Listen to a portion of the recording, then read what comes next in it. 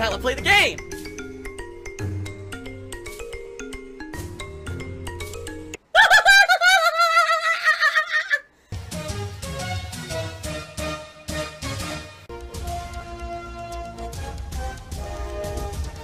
Oh my god!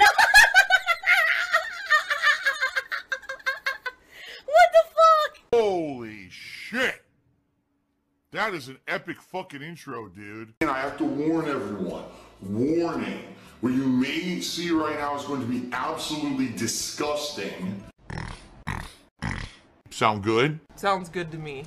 And apparently, I've been misrepresented in 2 different ways. So one group is saying, oh, did you hear how Phil is totally condemning, like, Mike Klum and EDP and all of this? Like, basically, he's, like, shitting all over them. I don't realize that happened. I don't remember that. I was here in this chair yesterday, and that didn't happen on the show. Yet people are saying that, right? And it's like, okay, sure. Sure I did, right? On the other side of it, people are saying I defended EDP. Really? So by me coming on my own show and saying, it doesn't make sense for me to do a documentary with Mike Klum because he's associating himself with people like EDP, that was defending EDP.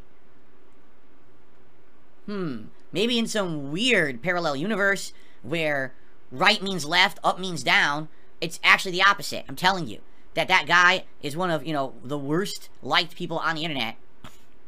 Most people have written him off and said that this is like concrete evidence of the heinous things that he's done or tried to do, and the only reason he's not in jail is because it was done on the internet. Like, for example, if the police had set up EDP in one of these kind of to catch a predator situations, he'd be in jail right now.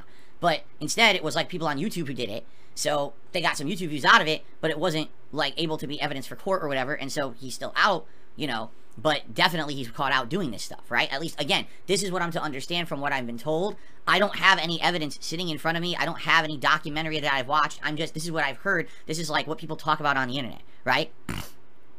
So anyway, with all that being said, I don't know how you can spin that into me saying I either am being completely unfair to EDP or Mike Klum, or I'm defending EDP. But it's hilarious because both situations are what people are saying I said. They're completely opposite, aren't they? Right? How could I have possibly said both? It doesn't even make sense at all, right? Disturbing. So, it doesn't make any sense. What they try to do is they try semantics. Like, I guess they said that I'd said either set up or framed or whatever. What I should have said was like to catch a predator. That's what I should have said. To catch a predator is a setup. They're setting you up to think that it's a situation that it's not. You show up and you get caught out for these heinous actions you were intending to perform. Correct? So maybe if I worded it better, doesn't matter. That's, you know what I said. If you were here and you actually watched the show in context, you know exactly what I'm saying.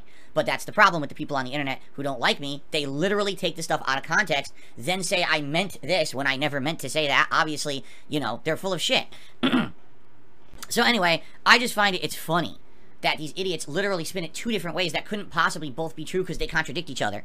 But you know my stance now, right, everybody? You understand it now? Okay, like, I'm not going to be doing a documentary regardless because I'm too busy to do it. My life is too hectic, and right now I wouldn't be able to do it properly. That's number 1. Number 2, I feel like a documentary is something you do when it's your last chance or your last desperate attempt. I'm not in that situation whatsoever.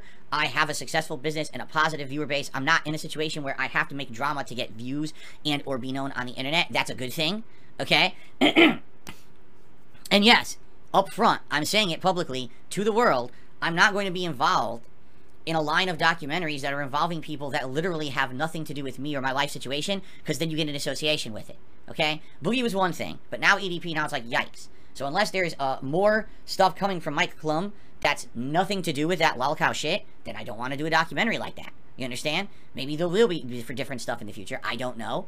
But as of where I'm seeing that going, I have 0 interest in doing anything like that, all right? In fact, like I said, I dodged a bullet because I didn't know what was going to happen with other work that Mike Klum was doing and stuff like that. Now, let's say we were doing the documentary and then it comes out he's doing an EDP documentary. Now, everyone will be like, oh, so now DSP's associated with EDP, you see? Today, Twitch featured me in a tweet to help promote a bunch of streamers, and I was the first one that they had there to promote. So what do those people who hate my guts do? They post up every negative meme about me that's slanderous and false. That's the guy who masturbated in front of children. That's the guy who scams his viewers on a daily basis. That's the guy who's a pedophile. That's the guy who did this and that.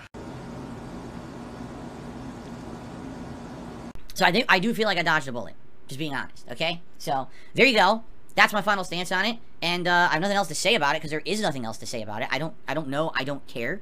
I'm not involved, okay? Fair enough? So don't listen to the nonsense. I literally didn't say either thing that morons on the internet are saying I said. Just watch the show from yesterday, and you'll see in context the whole discussion. Fair enough. In mid-2016, I accidentally streamed myself masturbating. Alright. Oh, come on. And I'm happy that I've done as good as I am. Now, it's hilarious, because as soon as I hit purple rank last night, in came the negative comments from idiots. You only do this mashing bullshit, and you do this, and that's how you win. It's like, ha ha ha. You wanna know the truth? That makes me feel good. Because if these idiots are so upset that I hit that rank, that means that it actually is notable that I hit the rank, correct? Because if it didn't really matter, then no one would care or say a word. But the fact that the moment I hit purple, people ran in to leave comments of how nasty, you know, how stupid I am, how I suck, that's fucking hilarious. Because it means that they're pissy about it. They cannot take the fact that last year I told you all I'm going to commit myself to Street Fighter and I'm going to get good at it, and then I got multiple characters into Master Rank. They're so pissy about that happened. And by the way, a positive win-loss record on every one of those characters. I wasn't one of the people who grinded for 7 months to get one character to Master and had like a 20% win-loss ratio. Every one of those characters had a positive win-loss ratio in Master, right? And the same thing now with Tekken. I have won way more than I have lost, because actually it was Even the Great has been keeping stats. And if you take a look at my statistics, with Yoshimitsu particularly, I think I only had, out of all the nights I've played, 2 nights were losing nights, meaning I lost more than I won. But every other night, I have won way more than I've lost. Like last night, and we're talking high-level red, and then these purple matches that I was having, I won 66% of the time. Oh my god! What the fuck? Whoa! Oh, man. Alright, guys, good night. That's a great ratio. If you're winning 2/3 of the time in anything in life, you're winning. That's great. So, I'm actually pleased with how things are going. It's not, oh, Phil is lucky and stumbled into these ranks. I'm actually getting good at the games and getting positive win-loss ratios and doing well, and that's excellent. Now, the one thing that does disappoint me, alright? I'm going to be honest, this disappoints me. It doesn't seem like the viewership is along for the ride. What do I mean by that? I am not getting the amount of any attention or engagement like I did with Street Fighter 6 with Tekken. I'm not saying that I'm not grateful. Last night, the support was outstanding. The stream was well supported. But when I was playing Street Fighter 6, dude, people were there all the time. The viewership was high. The views on YouTube were high for the videos. That's why I was able to play Street Fighter 6 for 7+ months as a featured stream, right? Right now with Tekken 8, I'm only playing it twice a week as a late night stream, so like 2.5 hours each night. And that's about the most I can do. It doesn't even really work as a daytime stream. You know, people just don't seem as engaged for that reason. So yeah, like for me, it is disappointing. I wonder why. You know, I wonder why people like Street Fighter 6 so much better. I can be good at games if I want to. If I actually want to take a minute to try to be serious with it, I can do it. But yeah, like, I don't know that much about them, so. But man, just one of those bastions of gaming that's gone again, right? And the meme persists, I guess. Darksydephil is still here in 2024 making content, and yet he's outlived another one. Goodbye to Rooster Teeth. It's like, yeah, I don't know, man. I don't know. I don't know what to say about that. Okay. There you go. Andrew Dale actually says they lost a ton of their viewership and sponsors after it came out about their treatment of employees. See, that's, I guess I would like to know more about that. I don't know anything about that. I don't know how they mistreated employees or anything. I've never followed the history, so I don't know what happened there. Again, that's like, for me, the red versus blue stuff is like kind of like college level. It's kind of like college humor. Remember college humor? Like that, I think of it at the same level. Like, it was stuff that was memeable internet culture, but it wasn't for me. It was like for a different group. I was never into Halo like that back then, so like I didn't care and I didn't know about it, nor did it really appeal to me. So it was like a different, you know, offshoot of the same culture. Like totally, I was into games, but I was into Street Fighter and I was into like, you know, other stuff, while the whole Halo stuff was its own entity over here, so it kind of, I never really was in line with that, you know what I'm saying? So I never followed it, I really knew much about it. Oh! It won't die! It's an immortal pig. Look at this. What the fuck? It never dies.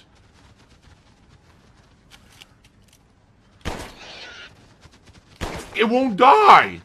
Alright, so goodbye, Rooster Teeth.